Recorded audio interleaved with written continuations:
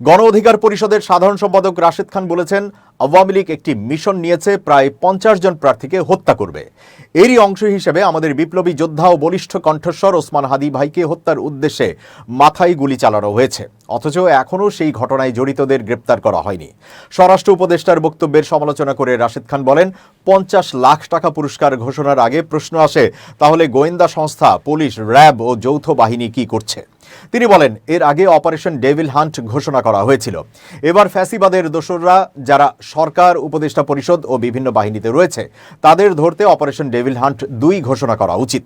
রাশেদ বলেন, সরকার সংস্কারের কথা বলে ক্ষমতায় এসে বাস্তবে সেই সংস্কার দেখাতে ব্যর্থ হয়েছে, বরং গত 16 মাসে আওয়ামী লীগের পুনর্বাসনই দৃশ্যমান হয়েছে। এর ফলেই আজ দেশে গুপ্ত হত্যা ও অস্থিতিশীলতা বাড়ছে। রাষ্ট্র পরিচালনায় এই সরকারের অযোগ্যতা, অদক্ষতা ও উপদেষ্টাদের মধ্যে চরম সমন্বয়হীনতা আমরা প্রত্যক্ষ করছি। তিনি অভিযোগ করে বলেন, 16 মাসে আমরা দেখেছি আওয়ামী লীগের পুনর্বাসন করা হয়েছে, বিভিন্নভাবে তাদের সুযোগ সুবিধা দেওয়া হয়েছে। আওয়ামী লীগের বিরুদ্ধে কার্যকর ব্যবস্থা নিতে ব্যর্থ হওয়ার ফলেই তাদের দুর্বৃত্তরা আজ গুপ্ত হত্যায় নেমেছে।